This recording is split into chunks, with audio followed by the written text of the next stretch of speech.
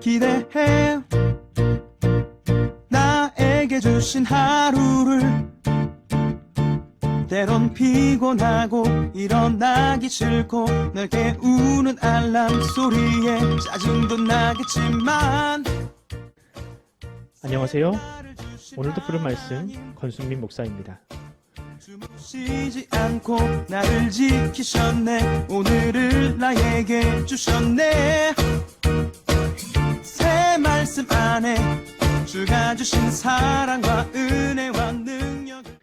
오늘 우리가 은혜 받을 하나님 말씀은 창세기 45장 7절로 8절입니다. 하나님이 큰 구원으로 당신들의 생명을 보존하고 당신들의 후손을 세상에 두시려고 나를 당신들보다 먼저 보내셨나니 그런즉 나를 이리로 보낸 이는 당신들이 아니요 하나님이시라.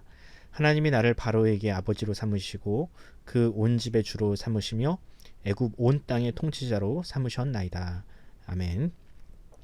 오늘은 믿음으로 인생의 떡밥을 회수하라는 제목으로 하나님 말씀 전하겠습니다. 영화나 드라마를 좋아하는 사람들은 소위 떡밥이라는 것이 많이 나오는 영화, 드라마를 좋아합니다. 그럼 떡밥이란 게 무엇이냐? 떡밥은 낚시 용어가 아니라 영화에서 쓰는 용어로 이야기가 어떤 방향으로 진행될지를 미리 예고하거나 나중에 스토리의 중요한 단서로 활용되는 장면이나 대사를 의미합니다. 영화인들은 이런 떡밥이 잘 회수되고 또 개연성을 가질수록 좋은 영화라고 합니다. 왜냐하면 그만큼 스토리가 탄탄하고 독자들의 상상력을 뛰어넘는 재미와 감동을 줄 수 있기 때문입니다. 반대로 떡밥은 잔뜩 흘려놓지만 나중에는 이것을 제대로 회수하지 못하거나 결말에 풀어내지 못하면 아무리 연출이 뛰어나고 인물들의 연기력이 뛰어나더라도 혹평을 면하기 어렵습니다. 최근에 어떤 한 드라마도 이런 떡밥을 제대로 회수하지 못해서 찬사가 혹평으로 바뀐 경우도 있었지요. 하나님은 인류 역사를 이끌어 가시는 감독이자 스토리텔러라고 할 수 있습니다. 하나님은 이 땅의 역사를 주관하시고 한 사람 한 사람에게 그에 맞는 배역을 맡기셨습니다. 아무리 이름 없는 사람이라도 자신의 자리에서 살아가면서 보이지 않는 영향력을 미치고 있는 것이지요. 마치 나비 효과처럼 말입니다. 우리의 말 한마디, 행동과 선택들은 역사가 진행되는데 영향을 미칩니다. 하지만 배우들도 마지막 대본을 받고 나서야 영화의 결말을 아는 것처럼 이 땅을 사는 우리들도 하나님의 뜻을 100% 이해할 수 없습니다. 어쩌면 우리의 수명이 다할 때까지 그 뜻을 다 모르고 그냥 살아가는 경우가 더 많지요. 하지만 나의 삶에 일어나는 어떤 일들, 특히 고난과 같은 안 좋은 사건들이 나중에 전화위복이 되는 일을 경험하게 되면 그때 우리는 하나님의 지혜에 감동하지 않을 수 없게 됩니다. 진정 하나님은 역사의 주인이시며 전능하신 분임을 인격적으로 경험하게 되는 것입니다. 여러분의 인생에도 그런 경험이 있으셨나요? 과거에는 그저 스쳐 지나갔던 사람이나 사건이 지금의 나에게 큰 위로나 행복을 가져다 준 일이 있으신가요? 오늘 본문을 보면 이런 전화위복을 경험하고 더 나아가서 하나님의 뜻까지 깨달은 요셉이라는 사람이 등장합니다. 과연 하나님은 요셉을 어떻게 사용하셨으며 이 일이 우리에게는 어떤 의미가 있는지 살펴보는 시간을 가져보도록 하겠습니다. 먼저 우리가 알다시피 요셉은 야곱의 12아들 중에 11번째로 태어나 아버지의 사랑을 독차지한 사람이었습니다. 보통 아버지는 맏아들을 사랑하기 마련인데 그 집의 맏아들이 워낙 아버지에게 미운 털이 많이 박혔고 무엇보다 요셉은 야곱이 사랑했던 라헬이라는 여인이 남기고 간 아들이었기에 요셉을 향한 야곱의 사랑은 대단했습니다. 이런 사랑이 얼마나 심했는지 형제들이 요셉을 죽이고 싶은 마음이 생길 정도였으니까요. 야곱의 이런 편협한 사랑 그리고 요셉을 향한 형제들의 미움은 요셉의 인생을 마치 도미노처럼 무너뜨리기 시작했습니다. 요셉은 결국 애굽의 노예로 팔려갔고요. 거기서도 수많은 사건과 사고에 휘말리면서 노예에서 죄수로 그리고 나중에는 애굽의 총리의 자리에까지 오르게 됩니다. 그런데 여러분, 이런 일이 과연 흔하게 일어나는 일일까요? 아무리 악한 사람들이라고 해도 자신의 집에서 함께 자란 동생을 타국의 노예로 팔아넘기는 일이 과연 흔한 일입니까? 그것도 하나님을 섬긴다는 집에서 말입니다. 그리고 그렇게 애굽으로 팔려간 사람이 총리에 오르거나 출세를 하는 일이 과연 가당키나 하겠습니까? 이건 요셉이니까 가능한 일이었고 또 하나님께서 그의 인생에 적극적으로 개입하셨기 때문에 일어난 일이었습니다.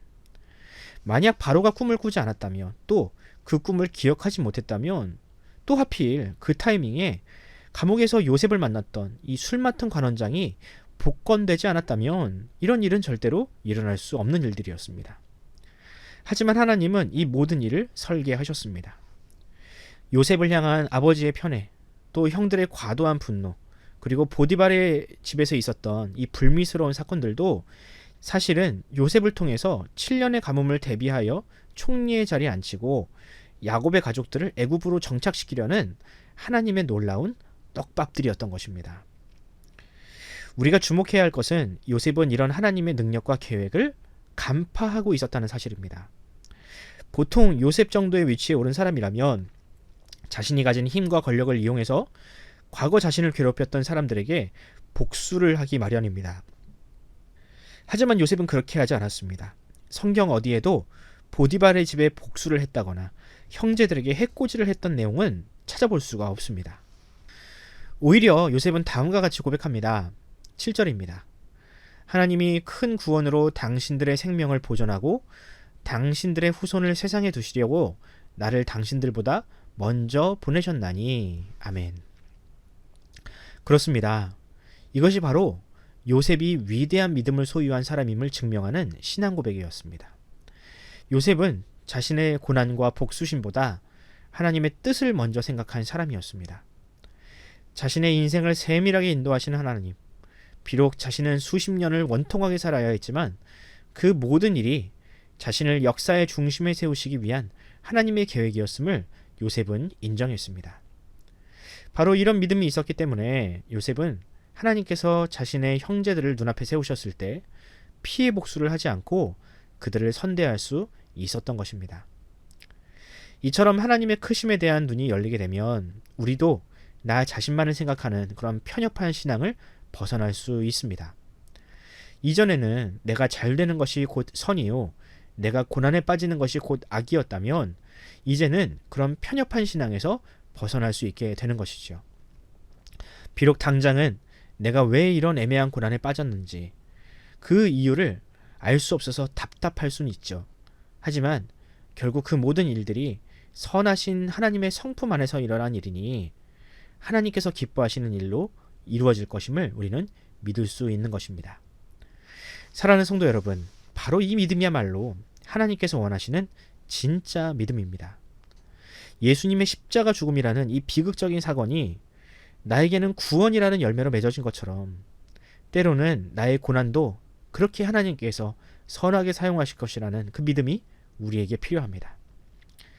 그때가 되어야 우리는 비로소 인생이라는 무거운 짐을 벗을 수 있습니다. 나의 인생은 오직 내 것이라는 생각에서 벗어나지 못한다면 우리는 결단코 그 평안을 누릴 수 없습니다. 하지만 나의 주인은 곧 하나님이시며 하나님께서 내 인생을 이끌고 가신다는 그 믿음이 생긴다면 우리는 비로소 자유할 수 있습니다.